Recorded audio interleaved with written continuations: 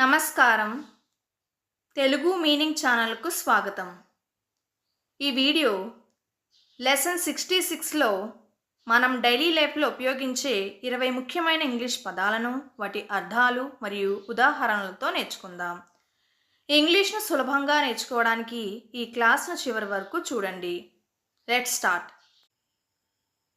Injury.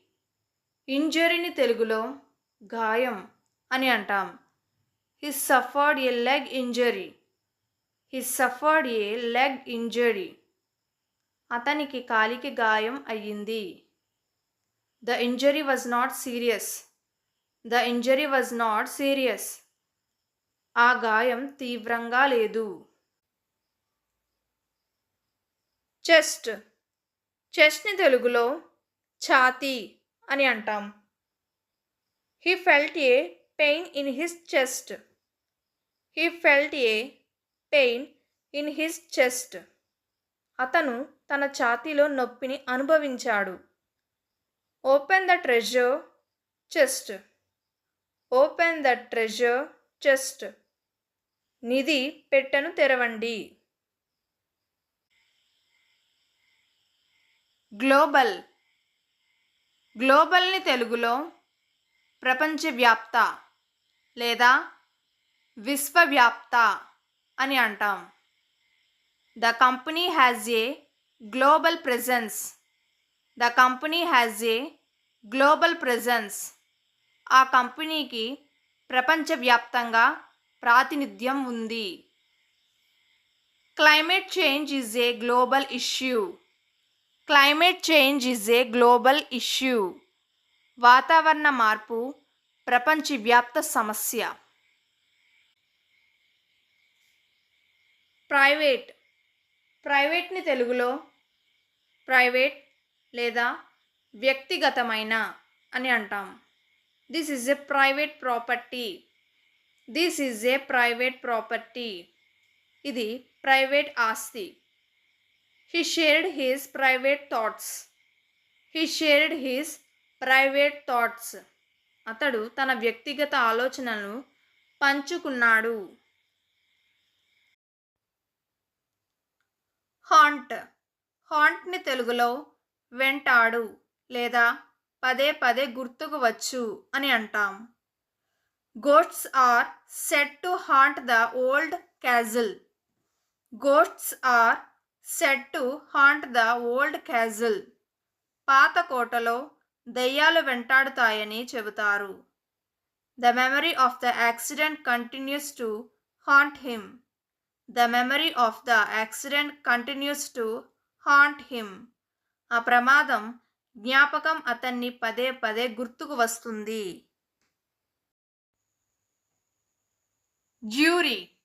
జ్యూరీని తెలుగులో jury లేదా తీర్పు సంఘం అని అంటాం.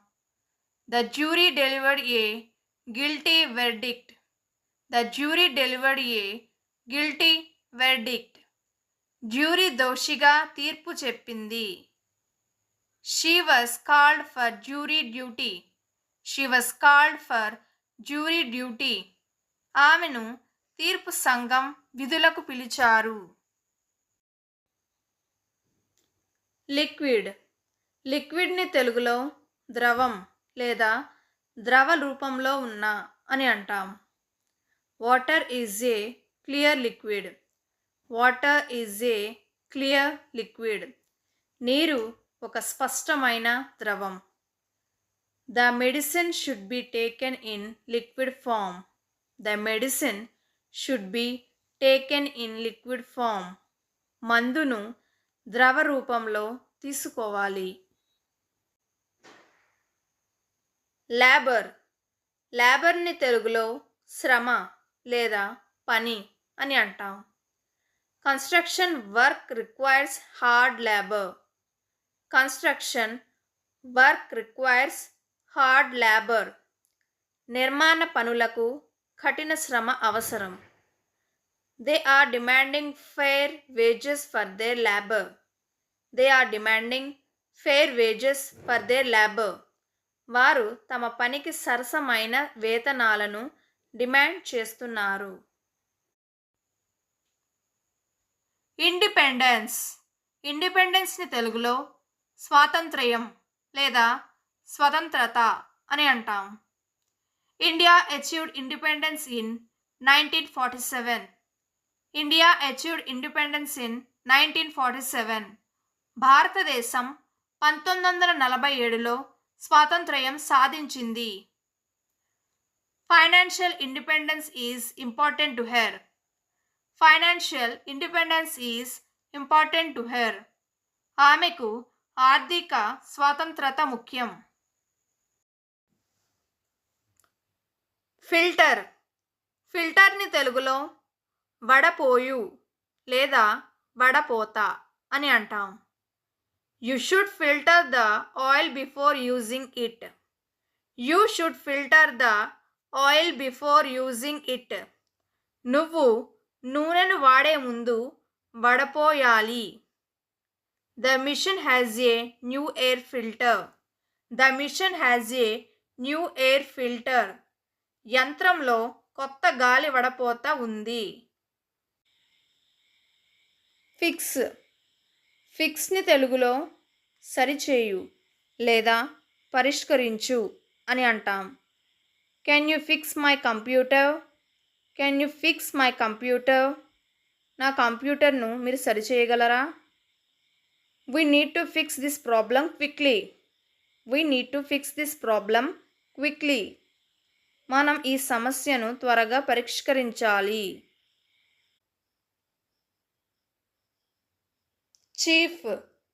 చీఫ్ని తెలుగులో ప్రధాన లేదా నేత అని అంటాం. The chief reason is lack of time. The chief reason is lack of time. ప్రధాన కారణం సమయం లేకపోవడం. He is the chief of the village.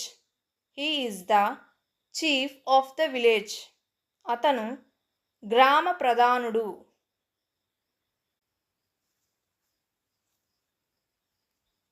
Continue. Continue తెలుగులో కొనసాగించు అని అంటాం. Please continue your work. Please continue your work. దయచేసి మీ పనిని కొనసాగించండి. The rain will continue all day. The rain will continue all day. వర్షం రోజంతా కొనసాగుతుంది. జర్నీ. జర్నీని తెలుగులో ప్రయాణం అని అంటాం. They went on a long journey. They went on a long journey. వారు సుదీర్ఘ ప్రయాణానికి వెళ్ళారు.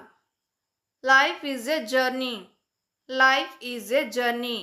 జీవితం ఒక ప్రయాణం. Electric.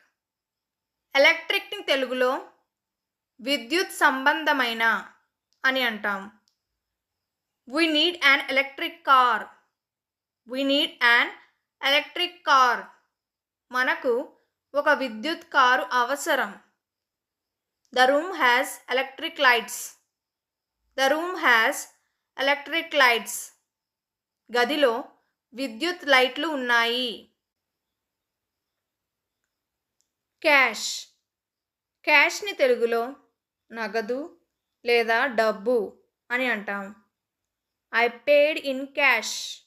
I paid in cash. నేను నగదు చెల్లించాను. Do you have enough cash for this purchase. Do you have enough cash for this purchase.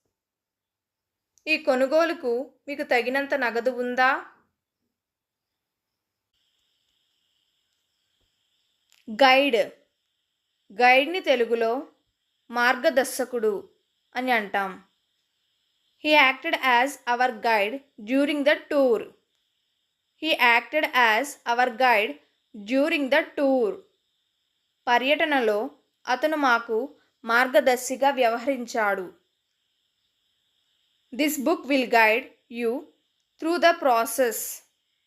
This book will guide you through the process. ఈ పుస్తకం ప్రక్రియలో మీకు మార్గదర్శనం చేస్తుంది.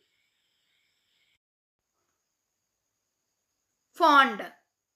ఫాండ్ని తెలుగులో ఇష్టపడే లేదా ప్రేమ గల అని అంటాం. I am very fond of my grand mother. I am very fond of my grand mother. నేను మా అమ్మమ్మను చాలా ఇష్టపడతాను. We have fond memories of our trip. We have fond memories of our trip. మా ప్రయాణం గురించి మాకు ప్రేమ గల జ్ఞాపకాలు ఉన్నాయి. Unconditional love. అన్కండిషనల్ లవ్ని తెలుగులో షరతులు లేని ప్రేమ లేదా నిస్వార్థమైన ప్రేమ అని అంటాం. A mother's love is often described as unconditional love. A mother's love is often described as unconditional love. తల్లి ప్రేమ తరచుగా షరతులు లేని ప్రేమగా వర్ణించబడుతుంది. He believed in giving everyone unconditional love. He believed in giving everyone unconditional love. ప్రతి ఒక్కరికి నిస్వార్థమైన ప్రేమను ఇవ్వాలని అతను నమ్మాడు. జ్యూరిస్డిక్షన్. జ్యూరిస్డిక్షన్ని తెలుగులో అధికార పరిధి లేదా న్యాయ పరిధి అని అంటాం. This matter falls under the state's jurisdiction. This matter falls under the state's jurisdiction. ఈ విషయం రాష్ట్ర అధికార పరిధిలోకి వస్తుంది. The court has no jurisdiction in this area. The court has no jurisdiction in this area. ఈ ప్రాంతంలో కోర్టుకు న్యాయ పరిధి లేదు. ఈ 20 పదాలు మీకు నచ్చాయని ఆశిస్తున్నాను. వీటిని ఈరోజే ప్రాక్టీస్ చేయండి. మరిన్ని ఇంగ్లీష్ లెసన్స్ కోసం ఇప్పుడే తెలుగు మీనింగ్ ఛానల్కు సబ్స్క్రైబ్ అవ్వండి. Thank you.